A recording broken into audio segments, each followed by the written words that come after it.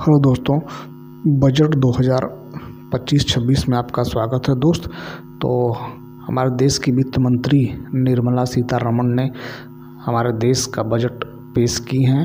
तो बजट में कौन सी चीज़ें सस्ती हुई हैं, कौन सी चीज़ें महंगी हुई हैं, कौन सी चीज़ें सस्ती हुई जिससे आम जनता को फ़ायदा हुआ होगा, और कितने इनकम पर कितना परसेंट टैक्स लगेगा, ये सब चीज़ें जानने के लिए आइए हम लोग बजट को देखते हैं।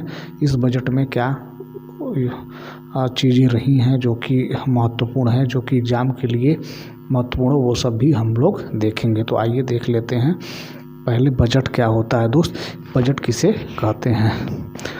तो बजट एक निश्चित अवधि, आमतौर पर एक वर्ष के लिए वार्षिक वित्तीय विवरण होता है जो अनुमानित आय और व्यय की एक रूपरेखा प्रस्तुत करता है। तो दोस्त, बजट जो होता है एक अनुमानित होता है कि हम इस सेक्टर पे इतना खर्चा करेंगे, यहाँ से इनकम इतनी होगी। तो एक अनुमान लगाया जाता है और उसी के आधार पर हमारा बजट बनाया जाता है।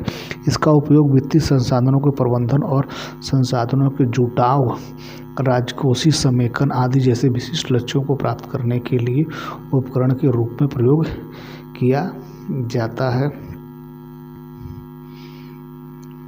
बजट सरकार के व्यय, कर लगाने की योजना और अन्य लेन देनों जो अर्थव्यवस्था और नागरिकों के जीवन को प्रभावित करते हैं का ब्लूप्रिंट होता है। भारतीय संविधान के अनुच्छेद 112 के अनुसार एक किसी विशिष्ट वित्तीय वर्ष के केंद्रीय बजट को वार्षिक वित्तीय विवरण FSA कहा जाता है। बजट क्या होता है दोस्त, आइए जान लेते हैं क्या होता है भैया बजट। तो राष्ट्रीय बजट वित्त मंत्री के वार्षिक मामलों के राष्ट्रीय बजट वित्त मंत्रालय के आर्थिक मामलों के विभाग DEA के अंतर्गत बजट प्रभाग द्वारा तैयार किया जाता है और चर्चा एवं अनुमोदन के लिए संसद में प्रस्तुत किया जाता है। विवेक देवराय समिति की सिफारिश के आधार पर वित्तीय वर्ष 2017-18 से रेलवे बजट को आम बजट में मिला दिया गया था। 1924 में एकवर्थ समिति की सिफारिशों पर अंग्रेजों ने रेल बजट को आम बजट से अलग कर दिया था। आइए बजट के प्रकार जान लेते हैं दोस्त। बजट कितने प्रकार होते हैं भैया, तो बजट के कितने प्रकार होते हैं दोस्त, तो बजट के कितने प्रकार होते हैं दोस्त। बजट को 3 भागों में बांटा गया है। तो ये कौन कौन से 3 प्रकार हैं, आइए जान लेते हैं। तो बजट की 3 श्रेणियां कौन कौन सी हैं। घाटे का बजट, संतुलित बजट और अधिशेष बजट। घाटे का बजट मतलब होता है दोस्त, हमने बजट बनाया 5 लाख का और हमारा खर्चा हो गया 10 लाख का, तो क्या होगा, हमको घाटा हुआ, तो ये घाटे का बजट हुआ। संतुलित बजट का मतलब होता है दोस्त कि जो बजट ऐसा बनाया जाए इसमें बहुत ज़्यादा फ़ायदा ना हो, तो जो ज़्यादा नुकसान भी ना हो, ठीक ठाक का बैलेंस बजट हो। अधिशेष बजट वो बजट होता है जो दोस्त जिसमें क्या होता है कि आपको फ़ायदा होता है। हमने बजट बनाया 2 लाख का, हमको क्या हो गया, और हमारा बजट हो गया कुल टोटल हमको इनकम हुआ 4 लाख का, तो इस तरह से हमको 2 लाख का फ़ायदा हुआ, तो ये अधिशेष बजट होता है। अधिशेष का मतलब होता है वो बजट जिसमें आपको फ़ायदा हो, सरप्लस हो। आइए बजट के 3 प्रकार क्या क्या हैं दोस्तों जान लेते हैं। तो संतुलित बजट, एक सरकारी बजट एक असंतुलित बजट कहा जाता है यदि किसी दिए गए वित्तीय वर्ष में अनुमानित सरकारी व्यय के अपेक्षित सरकारी प्राप्तियां के बराबर हो, तो ये संतुलित बजट होता है। अधिशेष बजट, एक सरकारी बजट के अधिशेष बजट कहा जाता है यदि अपेक्षित सरकारी राज्यों से किसी विशेष वित्तीय वर्ष में अनुमानित व्यय से क्या हो, अधिक हो। घाटे का बजट क्या होता है दोस्त, घाटे के बजट अंतर्गत यदि अनुमानित सरकारी व्यय किसी दिए गए वित्तीय वर्ष में अपेक्षित सरकारी राजस्व से अधिक हो तो बजट घाटे का होता है। मतलब कि हमारी जो है व्यय ज़्यादा हो जाता है इनकम से, प्राप्तियों से। बजट के महत्वपूर्ण तथ्य क्या है दोस्त, बजट के महत्वपूर्ण तथ्य जान लेते हैं। भारत सबसे अधिक बार बजट पेश करने वाला वित्त मंत्री जो है वो मोरारजी देसाई थे दोस्त। उन्होंने 10 बार बजट पेश किया है। मोरारजी देसाई ने 2 बार 1964 से 1968 में अपने जन्मदिन के अवसर पर 29 फरवरी को बजट पेश किया था। 1973-74 में बजट का भारत भारत का ब्लैक बजट कहा जाता है, क्योंकि 1973-74 के दौरान बजट घाटा 450 करोड़ रुपए था। आर वेंकटरमन और प्रणब मुखर्जी भारत के ऐसे दो वित्त मंत्री रहे जिन्होंने बाद में भारत के राष्ट्रपति के रूप में काम किया। भारत में पहली बार कॉर्पोरेट टैक्स की शुरुआत 1987 ईस्वी के बजट में राजीव गांधी के द्वारा की गई थी। दोस्त, आइए बजट के से जुड़े कुछ महत्वपूर्ण बातें जान लेते हैं। अंतरिम बजट शब्द का प्रयोग पहली बार आर षणमुख चेट्टी के द्वारा 1948-49 के अपने बजट भाषण में प्रयोग किया गया था। भारत 7 अप्रैल 1860 को ईस्ट इंडिया कंपनी द्वारा ब्रिटिश क्राउन के अंतर्गत पहला बजट पेश किया था। बजट पेश करने वाले पहले वित्त मंत्री जेम्स विल्सन थे। कौन थे भैया? जेम्स विल्सन थे। साल 2000 तक शाम 5 बजे बजट पेश किया जाता था, लेकिन वित्त मंत्री यशवंत सिन्हा ने 2001 में बजट पेश करने के समय में बदलाव कर उसे सुबह ही 11 बजे कर दिया है। आइए बजट से जुड़ी कुछ महत्वपूर्ण बातें जान लेते हैं जो कि महत्वपूर्ण होती हैं दोस्तों। तो 2001 से हर बार सुबह ही 11 बजे बजट पेश किया जाता है। शाम 5 बजे बजट पेश करने की परंपरा की शुरुआत सर बेसिन ब्लैकेट द्वारा साल 1924 में शुरू की गई थी। निर्मला सीतारमण 8 बार बजट पेश करने वाली पहली वित्त मंत्री बन गई हैं। उन्होंने इस मामले में मोरारजी देसाई को पीछे छोड़ा, जिन्होंने लगातार 6 बार बजट पेश किया था।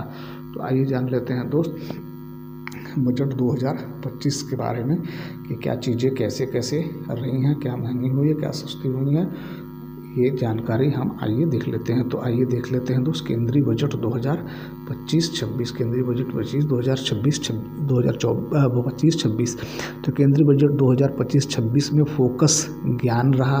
फोकस ज्ञान पर है दोस्त।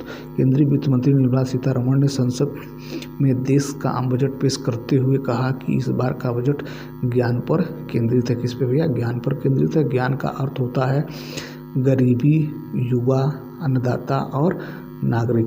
तो ज्ञान का अर्थ क्या होता है दोस्त? गरीबी, युवा, अन्नदाता और नारी शक्ति। इस बजट में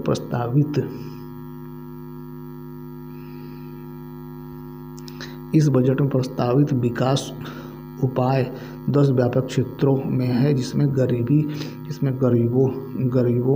युवाओं, किसानों और महिलाओं पर ध्यान केंद्रित किया गया है। तो आइए केंद्रीय बजट ज्ञान के अंदर कौन कौन से बिंदुओं पर ध्यान दिया गया है। तो ज्ञान का केंद्र 10 सेक्टर है दोस्त। पहला है कृषि का विकास और उत्पादकता को गति देना। दूसरा, ग्रामीण संपन्नता और अनुकूलन निर्माण, समावेशी प्रगति के पथ पर सबको साथ लेकर चलना, भारत में विनिर्माण बढ़ावा और मेक इन इंडिया को और आगे ले जाना, एमएसएमई को सहायता देना है। रोजगार के जरिए विकास को समर्थन देना, जनता अर्थव्यवस्था और इनोवेशन में निवेश करना, ऊर्जा आपूर्तियाँ सुनिश्चित करना,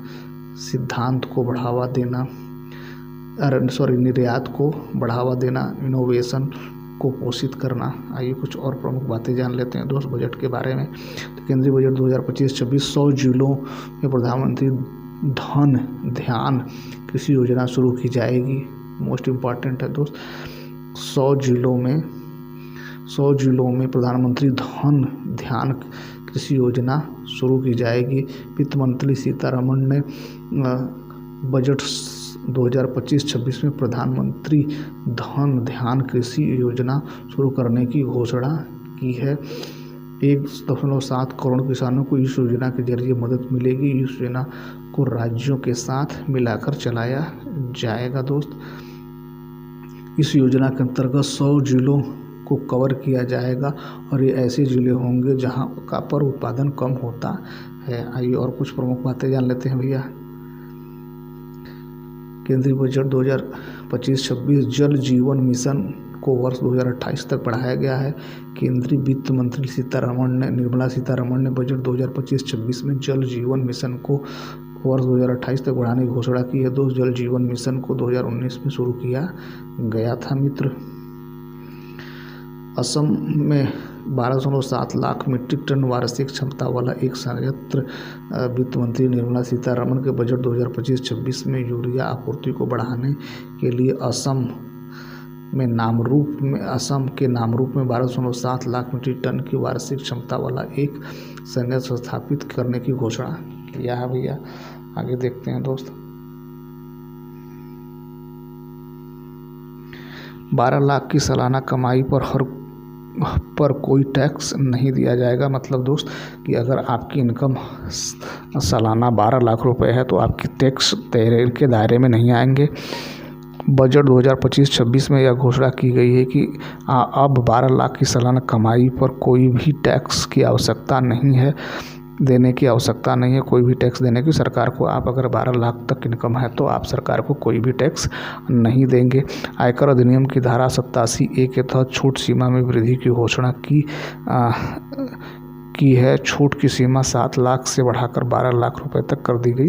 तो 2024 के बजट में दोस्त जो टैक्स था, जो कर था, वो 7 लाख रुपए तक शून्य था। मतलब 7 लाख का इनकम है अगर आपकी तो आप कोई भी टैक्स सरकार को नहीं देंगे। इस बार उसको बढ़ा के 12 लाख तक कर दिया गया है। यह बदलाव न्यू टैक्स व्यवस्था के तहत किया गया है। स्टैंडर्ड डिडक्शन को 7,50,000 रुपये तक रखा गया है। 75,000 तक रखा गया है। अगला देखते हैं दोस्त। केंद्रीय बजट 2025-26 बजट घोषणा के बाद नए प्रस्तावित कर व्यवस्था इस प्रकार है। तो 0 से 4 लाख तक कोई कर नहीं है दोस्त। 4 से 8 लाख तक 5% कर है। 8 लाख से 12 लाख तक 10% टैक्स है दोस्त। 12 लाख से 16 लाख तक 15% टैक्स लगेगा दोस्त। 16 से 20 लाख 20% टैक्स लगेगा। 20 लाख से 24 लाख तक 25% टैक्स लगेगा। और 24 लाख से ऊपर तक के एक बार फिर से देखते हैं भैया। 12 लाख से 16 लाख तक 15%, 16 लाख से 20 लाख तक 20% और 20 से 24 लाख तक 25% और 24 लाख से ऊपर 30% टैक्स लगेगा। तो आइए कुछ और प्रमुख बातें जान लेते हैं दोस्त। 12 लाख की सालाना कमाई पर कोई भी टैक्स नहीं देना होगा। इसका मतलब है कि अगर किसी व्यक्ति की सैलरी 12 लाख रुपए है और वह न्यू टैक्स रिजीम चुनता है तो उसे 12 लाख तक की कमाई पर एक भी रुपए टैक्स देने की आवश्यकता नहीं है। लेकिन आपकी इनकम अगर 12,75,000 रुपये है तो भी आपको 0 टैक्स ही लगेगा, क्योंकि 12 लाख रुपए के ऊपर आपको स्टैंडर्ड डिडक्शन 75,000 रुपये का लाभ मिलेगा। ऐसे में देखा जाए तो 12,75,000 रुपये पर अब कोई टैक्स देने की आवश्यकता नहीं होगी। आगे देखते हैं दोस्त। बीमा क्षेत्र के लिए FDI सीमा 74% से बढ़ाकर 100% की गई है दोस्त। केंद्रीय बजट 2025-26 में बीमा क्षेत्र के लिए FDI 74% से बढ़ाकर 100% की घोषणा। 100% FDI की अनुमति से बीमा कंपनियों को अधिक निवेश मिलेगा, जिससे उसका विस्तार और विकास तेजी से होगा। आगे देखते हैं दोस्त। 36 जीवन रक्षक दवाओं को सीमा शुल्क से पूरी तरह छूट दी जाएगी। वित्त मंत्री निर्मला सीतारमण ने केंद्रीय बजट 2025-26 में घोषणा की है कि 36 जीवन रक्षक दवाओं की सीमा शुल्क से पूरी तरह से छूट दी जाएगी। अगले 3 वर्षों में सभी जिला अस्पतालों में डे केयर कैंसर सेंटर स्थापित किए जाएंगे। वित्त वर्ष 2025-26 में 200 सेंटर स्थापित किए जाएंगे मित्र। कोबाल्ट उत्पादन, lead, zinc, lithium iron battery, scrap और 12 महत्वपूर्ण खनिजों को बुनियादी सीमा शुल्क छूट दी जाएगी। फुटवियर और लेदर के क्षेत्रों के लिए फोकस प्रोडक्ट स्कीम शुरू की जाएगी। भारत के फुटवियर और लेदर सेक्टर में क्वालिटी, प्रोडक्टिविटी और प्रतिस्पर्धा को बढ़ावा देने के लिए फोकस प्रोडक्ट स्कीम लॉन्च की जाएगी। इस स्कीम में 22 लाख लोगों को रोजगार मिलने की संभावना है। अनुसूचित जाति और जनजाति वर्ग की 5 लाख महिलाओं के लिए एक नई स्कीम। इस स्कीम के तहत पहली बार उद्यमी बन रही इस समाज समाज की महिलाओं को अगले 5 वर्षों के अंतराल 2 करोड़ रुपए का टर्म लोन मुहैया कराया जाएगा। आगे देख लेते हैं दोस्त। किसान क्रेडिट कार्ड की लिमिट 3 लाख से बढ़ाकर 5 लाख करने की घोषणा। किसान क्रेडिट कार्ड KCC के माध्यम से अब किसानों को किसान क्रेडिट कार्ड से 5 लाख रुपए तक का लोन मिल सकेगा। पहले यह लिमिट 3 लाख रुपए तक थी। किसान क्रेडिट कार्ड योजना में किसानों को केवल 4% सालाना ब्याज पर लोन मिलता है। आगे देखते हैं दोस्त। बिहार में मखाना बोर्ड की स्थापना की जाएगी। केंद्रीय वित्त मंत्री निर्मला सीतारमण बजट 2025-26 में यह घोषणा की है कि बिहार में मखाना बोर्ड की स्थापना की जाएगी। यह बोर्ड मखाना किसानों को प्रशिक्षण और सहायता प्रदान करेगा। बिहार में फूड प्रोसेसिंग यानी खाद्य प्रसंस्करण को बढ़ावा देने के लिए national institute of food technology entrepreneurship and management का गठन किया जाएगा। ये देखिए दोस्त, बिहार में फूड प्रोसेसिंग खाद्य प्रसंस्करण को बढ़ावा देने के लिए national institute of food technology entrepreneurship and management का गठन किया जाएगा भैया। आगे देखते हैं दोस्त। भारतीय डाकघरों को बड़े सार्वजनिक लॉजिस्टिक संगठन में बदलने की घोषणा। केंद्रीय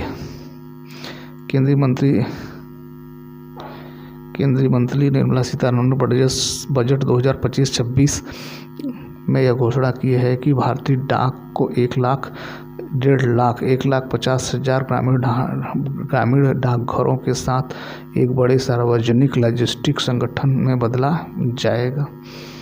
आगे देखते हैं मित्र।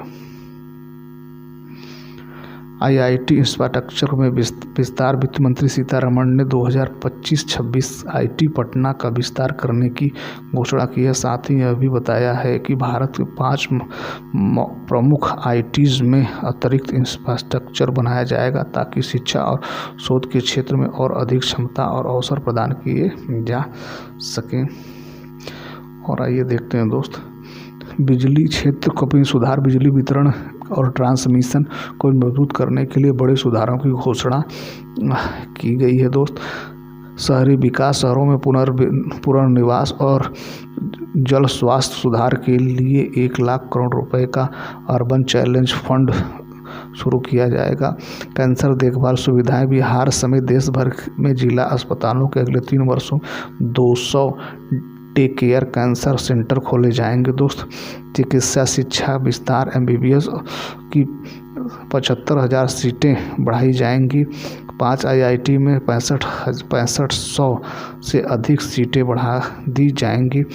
PM गति शक्ति और पर्यटन। 50,000 पर्यटन स्थलों 50 नए पर्यटन स्थलों को विकसित करने का ऐलान किया गया है। फुटवियर और लेदर, जूता, चप्पल और चमड़ा के क्षेत्र में एक केंद्रीय योजना की शुरू की जाएगी। आइए और प्रमुख योजनाएं देख लेते हैं दोस्त। निवेश विकास का तीसरा इंजन है सशक्त आंगनवाड़ी और पोषण 2.0 योजना के तहत 8 करोड़ बच्चों को समर्थन। IIT infrastructure. 5 IIT में बुनियादी ढांचों का विस्तार किया जाएगा। भाषा और शिक्षा। मातृभाषा शिक्षा को बढ़ावा दिया जाएगा। खाद्य प्रसंस्करण। बिहार में नया प्रसंस्करण खोला जाएगा। Make India national manufacturing mission के तहत उद्योगों को बढ़ावा दिया जाएगा। महिलाओं के लिए नई योजना। 5 लाख महिलाओं को नए उद्यमों के लिए टर्म लोन सुविधा प्रदान की जाएगी दोस्त। स्टार्टअप के लिए क्रेडिट कार्ड गारंटी। स्टार्टअप के लिए क्रेडिट कार्ड गारंटी बीमा बढ़ाकर 20 करोड़ रुपए की गई है दोस्त। आइए और कुछ प्रमुख बातें जान लेते हैं दोस्त। तो केंद्रीय स्वास्थ्य विभाग। केंद्रीय बजट 2025-26 में स्वास्थ्य विभाग के लिए 98,311 करोड़ रुपए का प्रावधान किया गया कि पिछले साल केंद्रीय सरकार ने कुल 86,582 करोड़ रुपए का प्रावधान स्वास्थ्य विभाग के लिए किया था।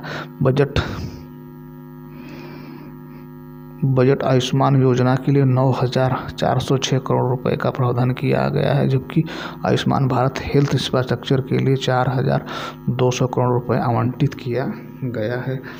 गृह विभाग के लिए देख लेते हैं दोस्त। गृह विभाग के लिए क्या क्या किया गया है। केंद्रीय बजट 2025-26 में गृह विभाग के लिए कुल 2,33,211 करोड़ रुपए का प्रावधान किया गया है।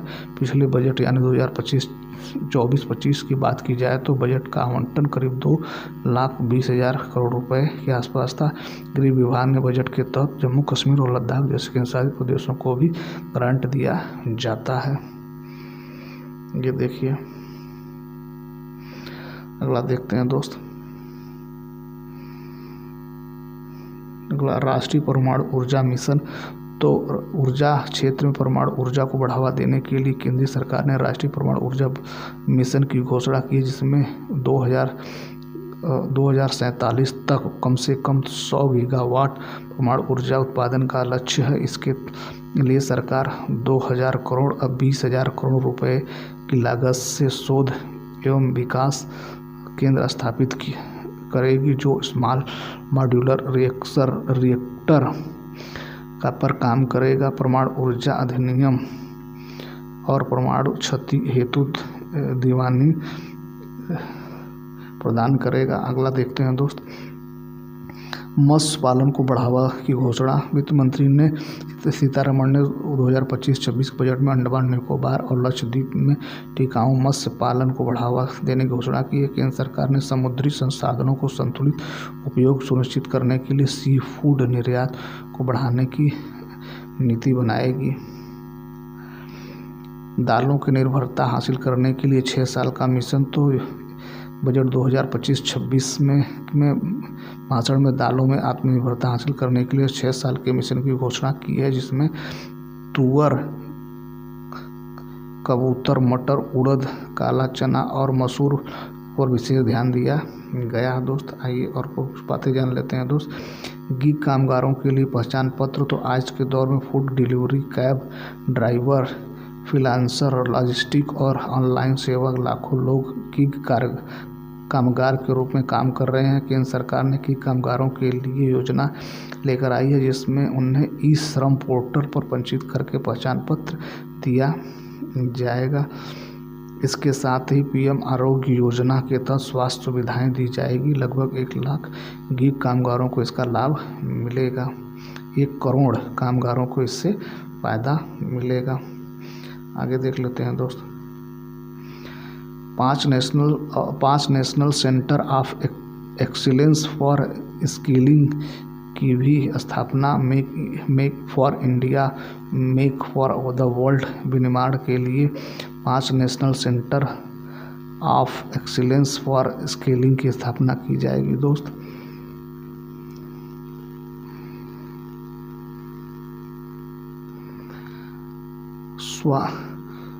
स्वामी फंड 2 की घोषणा। Swami special window for affordable and mid income housing. वित्त मंत्री निर्मला सीतारमण ने रुकी हुई आवास परियोजनाओं में 1 लाख इकाइयों को पूरा करने के लिए 15,000 करोड़ रुपए की स्वामी फंड की घोषणा की है। आगे देख लेते हैं दोस्त। निर्यातों को बढ़ावा देने से जुड़ी प्रमुख घोषणाएं। अंतर्राष्ट्रीय व्यापार के लिए एक डिजिटल सार्वजनिक अवसंरचना भारत ट्रेड नेट की स्थापना की जाएगी। केंद्र सरकार राज्यों के साथ 50 पर्यटन स्थलों का विकास करेगी। केंद्रीय बजट ने कॉरपोरेट मामलों की मंत्री निर्मला सीतारमण ने घोषणा की है कि केंद्र सरकार राज्यों के साझेदारी में शीर्ष 50 पर्यटक स्थलों को विकसित करेगी। तो ये रहा दोस्त महत्वपूर्ण पॉइंट जो कि बजट 2025-26 से महत्वपूर्ण रूप से जुड़ी हुई थी। अब हम इससे पूछे गए महत्वपूर्ण पीवाई क्वेश्चन या जो भी टॉपिक्स बने हैं इस बजट से, उसके क्वेश्चन किस प्रकार से पूछे जाएंगे और क्या क्वेश्चन पूछने की संभावना है, तो हम कल लगाएंगे दोस्त क्वेश्चन।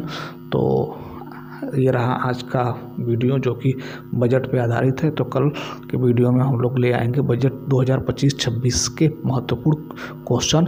कुछ पीवाई क्वेश्चन होंगे जो प्रीवियस ईयर में पूछे गए हैं और कुछ इस बजट के महत्वपूर्ण प्रश्न होंगे जो कि आगामी एग्जाम में पूछे जा सकते हैं।